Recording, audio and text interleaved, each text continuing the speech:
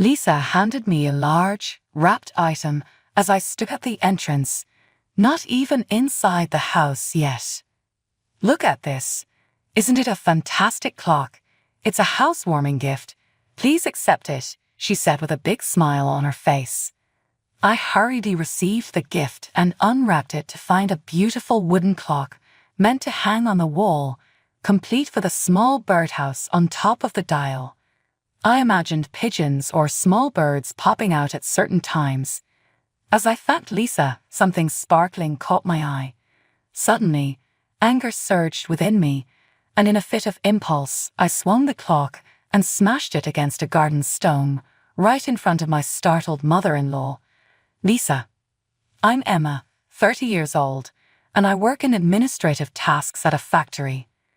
My father works there too, and he always said manufacturing isn't just about the on-site work, it's supported by people working behind the scenes. This influenced me to be more attracted to behind-the-scenes work rather than being in the limelight. In school, I always chose to manage props or take care of administrative tasks rather than being on stage. My first job was an administrative position at a retail store, but I always dreamed of working in a factory like my father. I studied machinery and gained experience in administrative tasks, and after 3 years, I landed my current job at the factory of my choice. It was there that I met Michael, my future husband.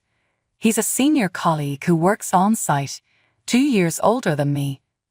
Michael is always cheerful and lifts the spirits of the entire workplace. We grew closer after sitting next to each other at the company's year-end party, bonding over our shared interest in machinery and manufacturing. After dating for 2 years, we took our first trip together to Hawaii, a place I'd always wanted to visit. On the last day of our trip, Michael proposed to me during a fancy dinner at our hotel. He surprised me with a cake that had "Will you marry me?" written on it, and then got down on one knee with a diamond ring. I was so overwhelmed with emotion that I could only nod, tears streaming down my face. It was a beautiful moment, made even more special by the applause from the waiters and other customers around us. However, there was one thing that concerned me. When we went to Michael's house to announce our engagement, his mother, Lisa, asked me how old I was. When I said I was 28, she expressed concern about having grandchildren, saying she expected a younger bride. Michael quickly intervened, telling her not to be rude. Although I wanted to have children soon, Lisa's words upset me.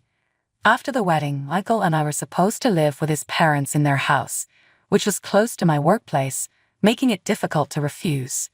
Lisa kept making comments about how cute her friends' grandchildren were, saying she wanted to play with her own as soon as possible. Eventually, she even started meddling in our private life, asking things like, "Emma, are you measuring your body temperature properly? You know there are methods to help with conceiving." This added to my anxiety, especially as I found it difficult to get pregnant. Michael and I decided to go to the hospital for a checkup. The doctor said, "There's no problem with your husband, but your uterus has a slightly complex shape, which makes it difficult for the embryo to implant." I hesitated and asked, "Does that mean I can't get pregnant?" The doctor replied, "It's not completely impossible, but there are no known cases of pregnancy in this situation in the United States." I was devastated, feeling like my body was failing me. I broke down and cried to Michael, blaming myself for our situation. He tried to comfort me, but I couldn't shake the guilt. Michael seemed at a loss for words, which made me feel even worse. I struggled with housework and my job, and Lisa noticed, saying, "Something is wrong, isn't it? Talk to me.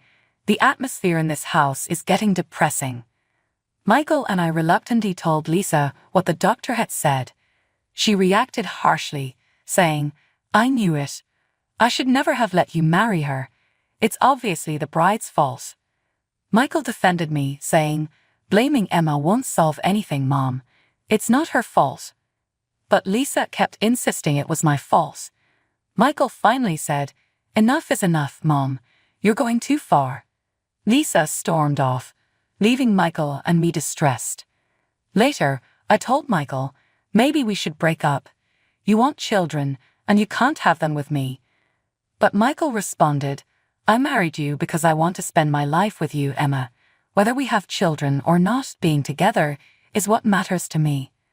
After learning about my fertility issues, Lisa's behavior worsened. She started harassing me when Michael and my father-in-law weren't around. Michael did his best to keep Lisa and me apart, but her mean behavior didn't stop. Finally, Michael confronted her, saying, We have our own circumstances in this marriage. What do you want from Emma? Isn't it enough that she lives here with us? Stop being so mean to her. Lisa snapped back, I will not accept a daughter-in-law who can't give me grandchildren. Michael declared, We can't live like this anymore. We're moving out. We had been looking for a new place for a while, and after considering our options, we decided to build a new house. Although the process took longer than renting, Michael's confrontation with Lisa made my father-in-law more vigilant about her behavior. We moved without major issues and thanked my father-in-law for his support. Life without Lisa was blissful. However, just a week after we moved, my father-in-law called, apologizing. Lisa found your new address. She says she's coming over now, and I'm really sorry. A few hours later, Lisa and my father-in-law arrived. Lisa, holding some bags, surprised us by being unusually humble and apologetic. She handed me a large package, saying, This is a housewarming gift. Hang it in your bedroom or something. I took the package from Lisa, intending to thank her, but she wouldn't meet my eyes. She quickly turned to leave, putting my father-in-law along with her. Well, then we're heading back. You two take care and live well together, he said apologetically as Lisa pulled him away. Wait, you're leaving already, Michael called out. My father-in-law smiled sadly. This is Lisa's way of making amends. She didn't want to intrude, just came to give you this gift. Seeing Lisa's subdued demeanor made me feel uneasy. I could understand why my father-in-law didn't want to linger, but something felt off. Encouraged by Michael's curiosity, I decided to open the package right there. Inside was a wooden wall clock with a small birdhouse ornament. It looked like a cuckoo clock, but when I touched it, I noticed something strange. Without saying a word, I lifted the clock with both hands and smashed it onto a garden stone nearby. The crash made Lisa turn around in shock, while Michael and my father-in-law stared, mouths agape. Michael shouted, What are you doing? Mom tried to make amends, and you're acting like this. Apologize. Lisa covered her mouth, muttering, How could you? My father-in-law remained stunned, still processing what had happened. I took a deep breath to calm down, then squatted down and retrieved something from the wreckage. Can you still say that after seeing this? I asked, showing Michael a small device from inside the clock. What is this? Why is this here? Michael clenched his fists, his anger growing. Lisa's behavior was strange, like she was forcing this on us. This was supposed to be an apology and a gift, but something felt off. I turned to Lisa, holding up the device. Lisa, do you know what this is? She shook her head, looking pale. I have no idea. Michael examined the device. It's a camera and a voice recognition device. Why would there be a camera in this clock? I explained. When I touched the birdhouse, the door wouldn't move and I saw a small round black hole in the center. When the sunlight hit it, something glittered inside. It was a camera lens. Lisa stammered. I didn't know. There was also a part resembling a microphone. I continued. This clock was meant to spy on us. Michael, furious, demanded, Mom, why would you do this? Lisa, unbothered, retorted, I wanted to ensure my daughter-in-law was fulfilling her duties as a wife. I thought maybe the issue was mental, not physical. I planned to force her to divorce if she wasn't a good wife. Michael snapped, I'm happy with how things are. Did someone help you with this? Who's trying to come between us? Lisa smirked. If I had accomplices, it would have been even better. A clockmaker friend helped me build this. My father-in-law, horrified, asked, "Do you realize how awful this is?" Lisa threw her belongings down, raging, "The worst one here is your wife. She can't even have children, yet she had the nerve to marry you. What about my grandchildren?" My father-in-law restrained her, apologizing, "I'm sorry about this. We'll leave now." He pushed Lisa into the car and drove away. Standing in shock, Michael turned to me. "I'm sorry for what Mom said. It's not your fault." I nodded, but I couldn't help wondering what would happen next with Lisa and my father-in-law. I wanted nothing to do with Lisa anymore, but I was concerned about how my father-in-law would handle the situation and what our relationship with Lisa would look like in the future. A few days later, I got a call from my father-in-law. "I'm really sorry about the other day," were his first words. I actually wanted an apology from my mother-in-law, not him. He hadn't done anything wrong. "No, Dad, are you okay after all that?" Michael spoke, sounding concerned. "We had a big fight after that, and a lot of things came up," my father-in-law explained. "It seems that Lisa has been making snide remarks and harassing not just Emma but others as well." I was surprised. I had no idea she was treating other people the same way. "Wait, what do you mean?" Michael asked, shocked, seeking clarification. "There's a woman in our neighborhood who can't have children, and apparently Lisa has made snide remarks and harassed her as well. So she's been doing this to strangers too, not just family." Michael asked, his voice filled with disbelief. "It seems that way. When I told her it was wrong to treat Emma so harshly, she said she's been doing the same to other women who can't have children." I was horrified by what he described. "That's awful. She's been doing all this behind our backs," I said, feeling a mix of anger and sadness. Michael's voice was tight with anger as he responded. "Now calm down and let me finish," my father-in-law said. "Calm down? How can I calm down when my own mother is acting like this? It's infuriating and embarrassing. Don't you feel the same way, Dad?" Michael's frustration was palpable. "You're right," my father-in-law admitted. "That's why I went to apologize to that family as soon as I heard about it. But I also found out that a few houses down, a daughter-in-law was verbally abused by Lisa to the point of depression, and they moved away a few years ago.